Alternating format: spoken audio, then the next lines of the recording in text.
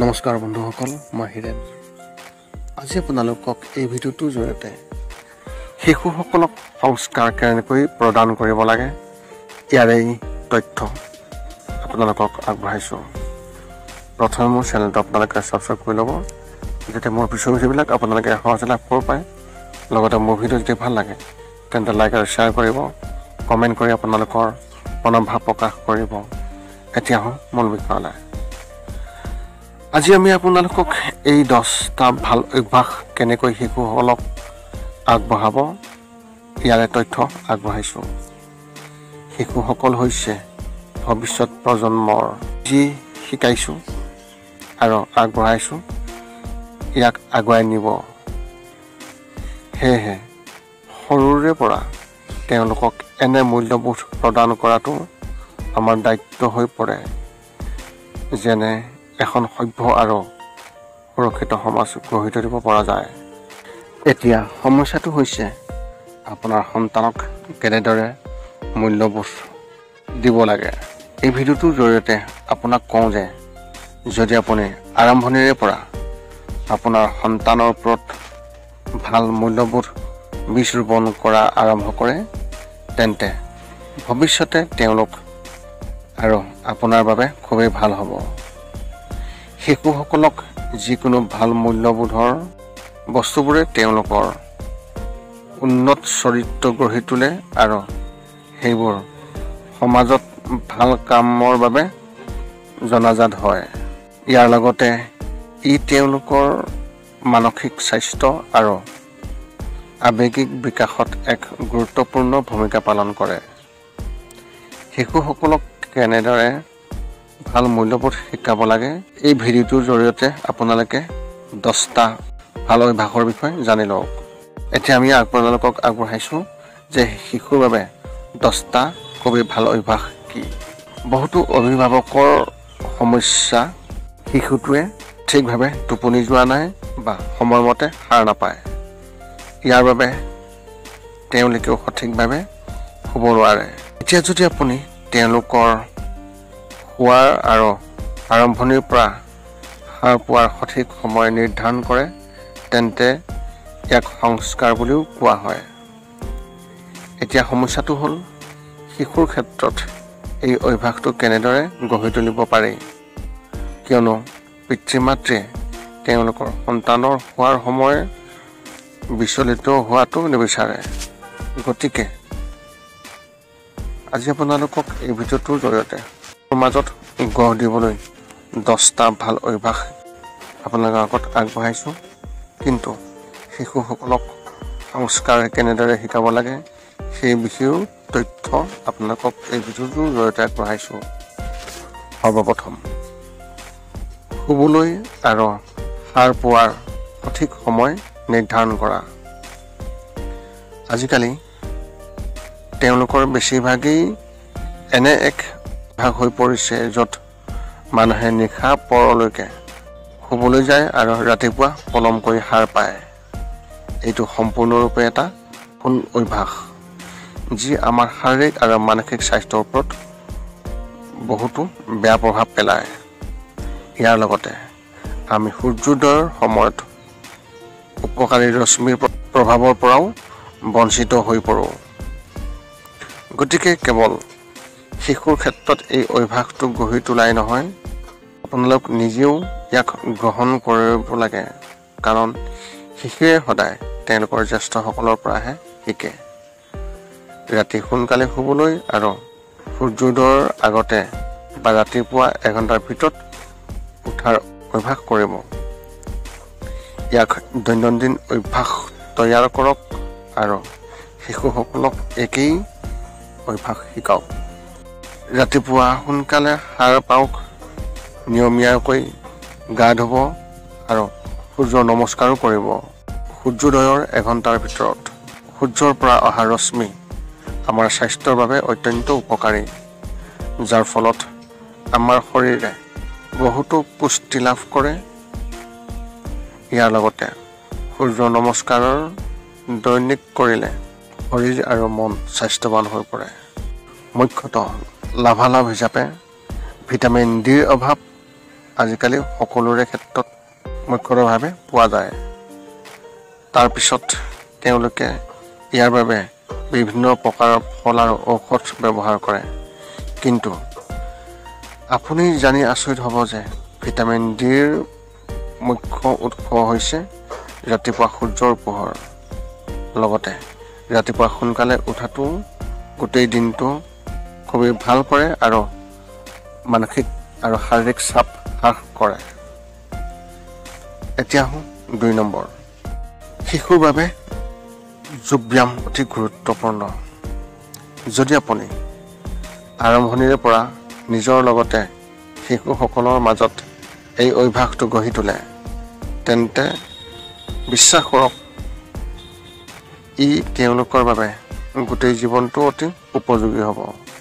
তেওঁলোকে শৰীৰৰ বহুতো গুৰুতৰ ৰোগৰ পৰা পৰিত্ৰাণ পাব আৰু একে সময়তে তেওঁলোক দীৰ্ঘজীৱীও হৈ পৰিব। একে সময়তে তেওঁলোকৰ মন সদায় শান্ত আৰু ইতিবাচক চিন্তা হৈ থাকিব, যি তেওঁলোকৰ শিকাৰ সামৰ্থ্য আৰু মানসিক বিকাশত এক গুৰুত্বপূৰ্ণ ভূমিকা পালন কৰিব।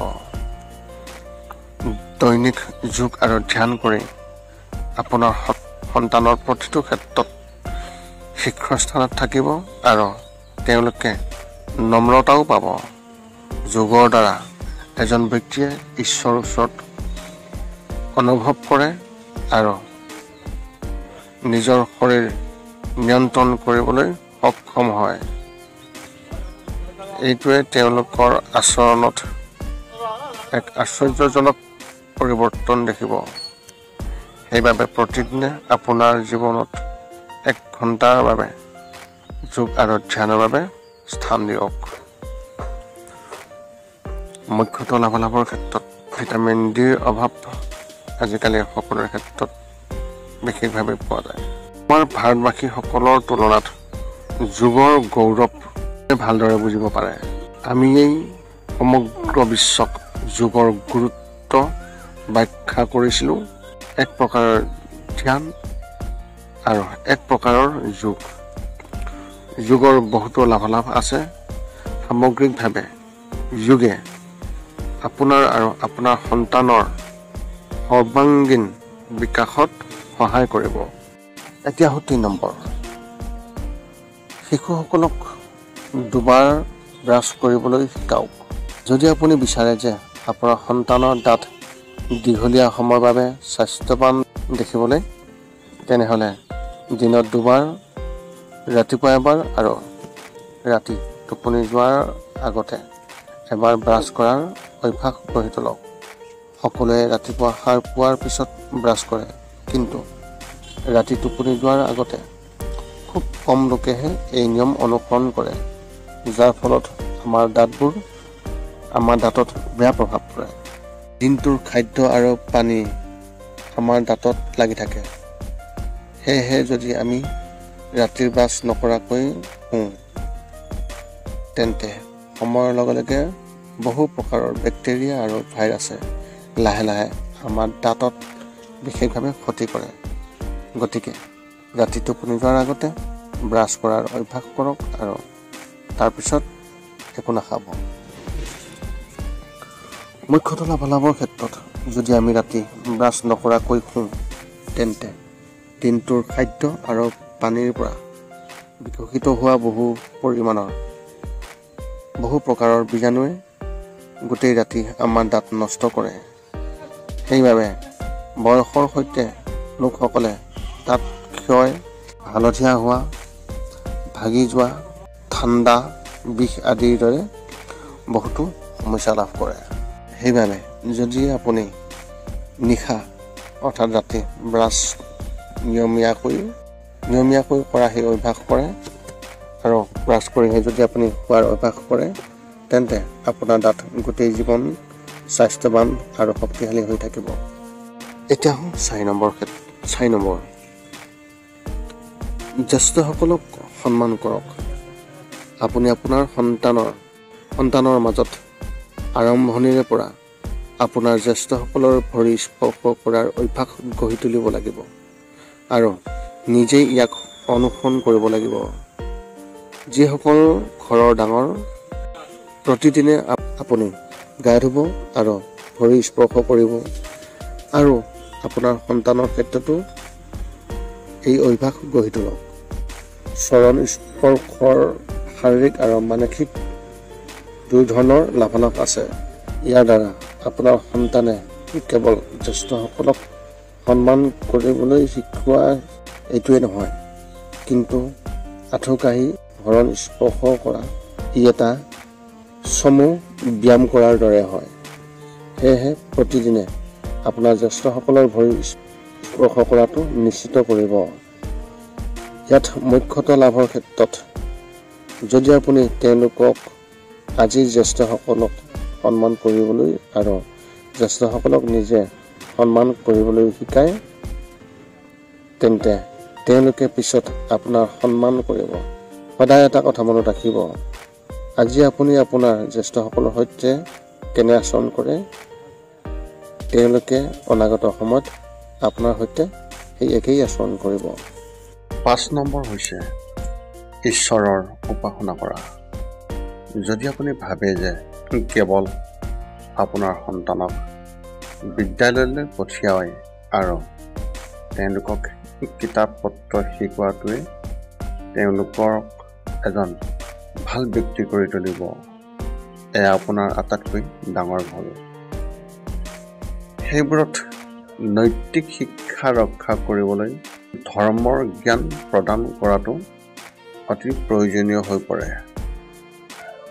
মনত ৰাখিব যে যদি আপুনি তেওঁক আৰম্ভণিৰে পৰা ধৰ্মীয় ৰীতি নীতি শিকাব নোৱাৰে, তেন্তে আনৰ বাবে তেওঁক আধ্যাত্মিকতা শিকোৱাটো অতি সহজ হ'ব। ইয়াৰ বাবে আপুনি প্ৰতিদিনে ধৰ্ম, তেওঁলোকৰ বাৰ্তা, ভাল চিন্তা আদিৰ সৈতে সম্পৰ্কিত শৈক্ষিক কাহিনীবোৰ ভাগ বতৰা কৰি থাকিব লাগে। যদি আপুনি বিচাৰে, আপুনি তেওঁলোকক শৈক্ষিক কাৰ্টুন বা ধাৰাবাহিক বা চলচ্চিত্ৰ আদিও আপুনি তেওঁলোকক দেখাব পাৰে। শিশুসকলক ধৰ্ম সম্পৰ্কীয় জ্ঞান দিয়াটো অতি গুৰুত্বপূৰ্ণ। সেইটোৱেই তেওঁলোকৰ মনত এজন ভাল ব্যক্তি হোৱাৰ বীজ ৰোপণ কৰিব। মুখ্যতঃ লাভালাভৰ ক্ষেত্ৰত চাবলৈ গ'লে শুদ্ধ আৰু ভুলৰ মাজত চিনাক্তকৰণ, নৈতিকতা, আৱেগ, সুখ আৰু দুখ, সন্তুষ্টি, শিষ্টাচাৰ, অনুশাসন আদি এনে বহুতো বস্তু যাক ধৰ্মৰ দ্বাৰা শিশুসকলক অতি সোনকালে আৰু সহজে শিকাব পাৰে। ইয়াৰ সহায়ত শিশুৱে ভৱিষ্যতে কোনটো শুদ্ধ, কোনটো ভুল তাক তেওঁলোকে নিজেই চিনাক্ত কৰিব পাৰিব।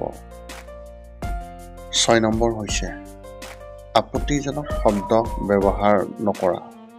আজিকালি আমাৰ চাৰিওফালৰ যি পৰিৱেশ ইমানেই দূষিত হৈ পৰিছে যে সৰু ল'ৰা-ছোৱালীয়ে আপত্তিজনক শব্দ ব্যৱহাৰ কৰা আৰম্ভ কৰিছে, যিটো এটা সভ্য সমাজ গঢ়াত এক ডাঙৰ বাধা স্বৰূপ হৈ পৰিছে। যেতিয়া শিশুৱে তেওঁলোকক চাৰিওফালৰ মানুহ আৰু ঘৰৰ ব্যক্তিসকলৰ পৰা আপত্তিজনক শব্দ শুনিব, তেওঁলোকেও সেইবোৰ ব্যৱহাৰ কৰা আৰম্ভ কৰিব। সেইবাবে আপুনি আপোনাৰ সন্তানৰ সন্মুখত কোনো ধৰণৰ আপত্তিজনক শব্দ ব্যৱহাৰ নকৰাটো অতি গুৰুত্বপূৰ্ণ, বা কাকো এনে ব্যৱহাৰ কৰিবলৈ নিদিয়াটো অতি গুৰুত্বপূৰ্ণ। একে সময়তে তেওঁৰ বন্ধু-বান্ধৱক ভালদৰে জনাব লাগে, কিয়নো তেওঁৰ বন্ধুসকলৰ দৰে তেওঁৰ আচৰণ একে হ'ব। এজন ভাল বন্ধু আপোনাৰ সন্তানৰ বাবে যথেষ্ট সহায় বুলি প্ৰমাণিত হ'ব। মুখ্যতঃ ইয়াৰ লাভালাভৰ ক্ষেত্ৰত চাবলৈ গ'লে আপোনাৰ সন্তানৰ বিকাশক আপত্তিজনক ভাষা এক ডাঙৰ বাধা। এনে কৰাৰ দ্বাৰা তেওঁ আপোনাৰ নাম আৰু নিজকে নষ্ট কৰিব, লগতে সম্পৰ্কৰ বিষয়ে দূষিত থাকিব। আপোনাৰ সন্তানৰ বাবে আপত্তিজনক শব্দবোৰ কোনো কাৰণতে কোনো প্ৰকাৰে ন্যায়সংগত কৰিব নোৱাৰি। আনকি তেওঁ ইয়াক ব্যৱহাৰ কৰিলেও তেওঁলোকক গালি দিয়াৰ সলনি মৰমেৰে বুজাব লাগে যে যাতে এই শব্দবোৰ ব্যৱহাৰ নকৰে। 7 নম্বৰ হৈছে সঠিক খাদ্যাভ্যাস। খাদ্য আমাৰ জীৱনৰ এক মুখ্য অৱদানকাৰী আৰু সঠিক আহাৰে আমাৰ স্বাস্থ্যৰ ওপৰত ইতিবাচক প্ৰভাৱ পেলায়। সেয়েহে আপুনি অভ্যাস কৰা উচিত নহয়। লগতে কেতিয়াও খাব নালাগে আৰু কিমান পৰিমাণত খাব লাগে সেই সকলোবোৰ কথা মনত ৰাখিব লাগে। উদাহৰণস্বৰূপে ৰাতিপুৱা সোনকালে খাব লাগে আৰু এবাৰত অধিক পৰিমাণৰ খাদ্য গ্ৰহণ কৰাৰ সলনি এক নিৰ্দিষ্ট ব্যৱধানত কম পৰিমাণে খাব লাগে। ইয়াৰ সৈতে ৰাতি টোপনি যোৱাৰ 2 ঘণ্টাৰ আগতে খাদ্য খাব লাগে। আহাৰ খোৱাৰ সময়ত পানী নাখাব, কিন্তু আহাৰ খোৱাৰ আধা ঘণ্টাৰ আগতে বা পিছত পানী খাব লাগে। দিনত অধিক পানী খোৱাৰ অভ্যাস গঢ়ি তুলিব লাগে। আহাৰ খোৱাৰ পিছত কিছু সময়ৰ বাবে বাহিৰত খোজ কাঢ়িবলৈ যোৱাটো নিশ্চিত কৰিব লাগে। বাহিৰত খুব কম সময় খাব লাগে বা ভজা খাদ্য বাহিৰত খাব নালাগে। যদি শিশুৱেও খাব বিচাৰে তেন্তে ইয়াক ঘৰত বনোৱা খাদ্য খোৱাৰ চেষ্টা কৰাব লাগে। ইয়াৰ সৈতে ইয়াৰ পৰিমাণ নিয়ন্ত্ৰণ কৰিব লাগে। এনেধৰণৰ আৰু কিছুমান ভাল খাদ্যাভ্যাস গ্ৰহণ কৰাটো অত্যন্ত প্ৰয়োজন। মুখ্যতঃ লাভালাভৰ ক্ষেত্ৰত চাবলৈ গ'লে সঠিক সময়ত খোৱা নাই বা সঠিক খাদ্য নোখোৱাৰ বাবে শৰীৰত বহুতো ৰোগ ব্যাধিয়ে সময়ে সময়ে আমাক আগুৰি ধৰে। কম বয়সত শিশুৰ ৰোগ ইয়াৰ বাবে এক মুখ্য উদাহৰণ। সেইবাবে যদি আপুনি আৰম্ভণিৰে পৰা তেওঁলোকক সঠিক সময়ত খাদ্য দিয়াৰ অভ্যাস কৰে তেন্তে তেওঁলোকক আপুনি স্বাস্থ্যৱান কৰি ৰাখিব পাৰিব। 8 নম্বৰ হৈছে প্ৰেমময় প্ৰকৃতি। হিন্দু ধৰ্মত প্ৰকৃতিক ঈশ্বৰৰ সমান বুলি গণ্য কৰা হয় আৰু ইয়াক উপাসনা কৰা হয় বুলি কোৱা যায়, কিয়নো কেৱল তেওঁলোকৰ পৰাহে আমি গছ, উদ্ভিদ, পানী, বায়ু, সূৰ্য, মাটি, নদী আদি জীৱন পাওঁ। মানৱ শৰীৰটো এইবোৰৰ মিশ্ৰণে গঠিত, যাক 5টা উপাদান বুলি কোৱা হয়। মৃত্যুৰ পিছত এই শৰীৰটো পুনৰ অন্ত্যেষ্টিক্ৰিয়াৰ জৰিয়তে এই 5টা উপাদানৰ সৈতে একত্ৰিত হয়।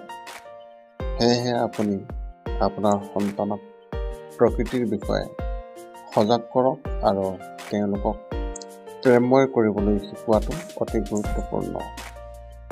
এয়া হৈছে প্ৰকৃতি আৰু আমি। ইয়াৰ অবিহনে মানৱ জীৱনৰ কোনো অৰ্থ নাথাকিব। সেয়েহে আপোনাৰ সন্তানৰ ক্ষেত্ৰত দৈনিক তুলসী আৰু অন্যান্য গছ-গছনিৰ পানী দিয়া, নদী বা ৰাস্তাত নিক্ষেপ নকৰা, প্ৰদূষণ বিয়পা এই অভ্যাসবোৰ সঠিকভাৱে ৰাখক। যদি পানী, বায়ু, মাটি কেৱল পৰিষ্কাৰ হয় তেন্তে আমি স্বাস্থ্যৱান হৈ থাকিব পাৰিম। মুখ্যতঃ লাভালাভৰ ক্ষেত্ৰত চাবলৈ গ'লে আধুনিকতাৰ পৰিপ্ৰেক্ষিতত আজিৰ সমাজে এই সকলোবোৰ কথা পাহৰি গৈছে। যাৰ ফলত আমি জলবায়ু পৰিৱৰ্তন, ঠায়ে ঠায়ে বিভিন্ন আৱৰ্জনা, অনাৱশ্যকীয় বানপানী, আকাশত বৰষুণৰ সমস্যা, খৰাং আদিৰ দৰে প্ৰাকৃতিক দুৰ্যোগৰ ৰূপত আমি ভুগি আহিছোঁ। কেৱল এয়াই নহয়, জীৱন যাপনৰ আটাইতকৈ প্ৰয়োজনীয় উপাদান পানী আৰু বায়ুৰ যি প্ৰদূষিত, সেইবাবে তেওঁলোকক সুৰক্ষা দিয়া আৰু তেওঁলোকক সঠিকভাৱে সন্মান কৰাটো অতি গুৰুত্বপূৰ্ণ। অন্যথা এদিন আমি এই পৃথিৱীৰ পৰা নিঃশেষ হৈ যাব লাগিব। 9 নম্বৰ হৈছে জীৱ-জন্তু চৰাই-চিৰিকটিৰ প্ৰতি প্ৰেম ভাৱ। আপোনাৰ সন্তানক বুজাই দিয়ক যে এই পৃথিৱী কেৱল মানুহৰে নহয়, বিভিন্ন প্ৰজাতিৰ প্ৰাণীও ইয়াত বাস কৰে আৰু সেই পৃথিৱীত আমাৰ দৰে ইহঁতৰো অধিকাৰ আছে।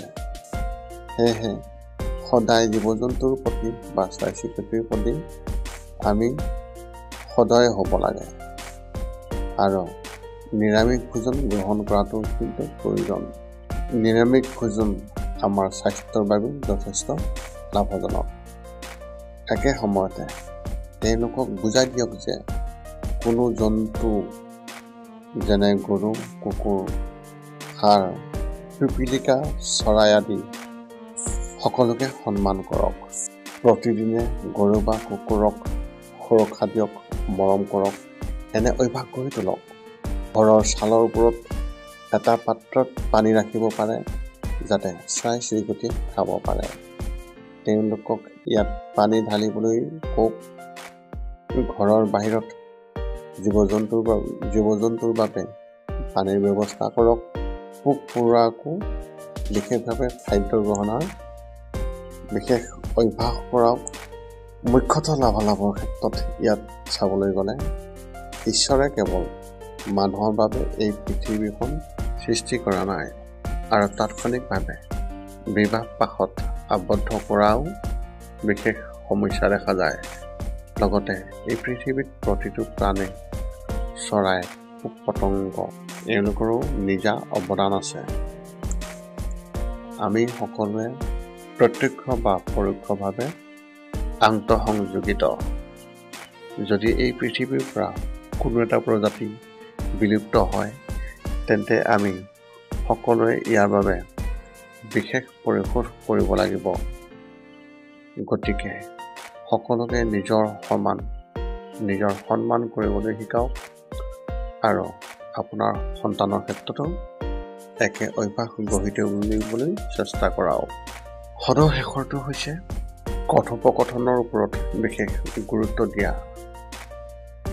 আজিৰ আধুনিক পৃথিৱীত সকলোৱে মোবাইল, টিভি আদি সম্পদৰ ওপৰত নিৰ্ভৰ কৰিব আৰম্ভ কৰিছে।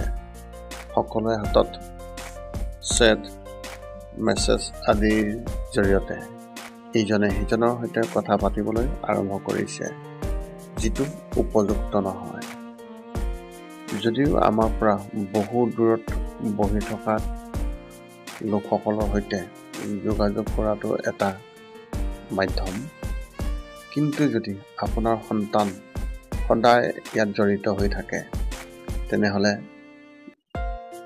এই ব্যৱস্থাই তেওঁলোকৰ মানসিক বিকাশৰ বাবে অতি বেয়া প্ৰভাৱ পেলাব। এই ব্যৱস্থাই আপোনাৰ সন্তানক অকলশৰীয়া অনুভৱ কৰাব আৰু সি আনৰ সৈতে বেছি মিলি যাব নোৱাৰিব, যাৰ ফলত তাৰ কথা কোৱাৰ সামৰ্থ্যও বিশেষভাৱে প্ৰভাৱিত হ'ব।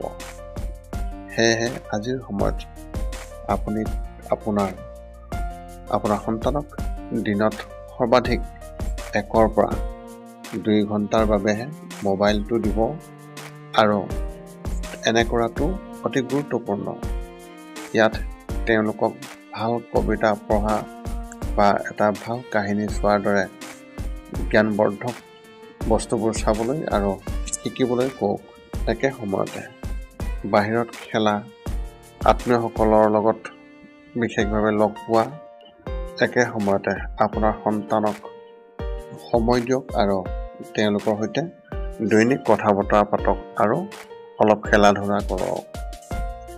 মুখ্যতঃ ইয়াত লাভালাভৰ ক্ষেত্ৰত চাবলৈ গ'লে মোবাইলত নিয়োজিত থাকিলে আপোনাৰ সন্তানৰ জ্ঞান বৃদ্ধি হ'ব, কিন্তু এই তেওঁৰ কথা কোৱাৰ আচৰণ, কথোপকথন আৰু মিলামিছে হোৱা আদিৰ ক্ষেত্ৰত অতি বেয়াকৈ প্ৰভাৱিত কৰিব। এই সকলোবোৰ গুণ বিকাশ কৰিবলৈ মোবাইল, টিভি বা অন্যান্য ইলেক্ট্ৰনিক সঁজুলিৰ পৰা আঁতৰাই ৰাখিব আৰু শাৰীৰিকভাৱে খেলা ধূলা বা আনৰ সৈতে বাৰ্তালাপ কৰাৰ অভ্যাসটো গঢ়ি তুলিবলৈ চেষ্টা কৰাব। এতিয়া মই আপোনালোকক উপসংহাৰ হিচাপে বিশেষ জানিবলগীয়া কথা কেইটামান আগবঢ়াইছোঁ। এই 10টা ভাল অভ্যাস গঢ়ি তুলিবৰ বাবে আপোনাৰ সন্তানৰ শাৰীৰিক, মানসিক আৰু আৱেগিক বিকাশৰ বাবে অতি গুৰুত্বপূৰ্ণ।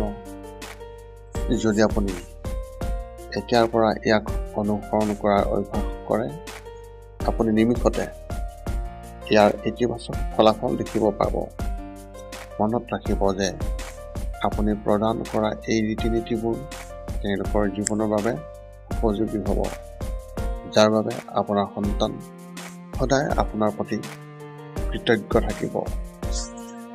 এই আছিলে শিশুসকলক নীতি শিক্ষাৰ ক্ষেত্ৰত আগুৱাই নিয়াৰ ক্ষেত্ৰত বিশেষ 10টা উপায়। পুনৰ লগ পাম অন্য ভিডিঅ'ত। আজিলৈ ধন্যবাদ।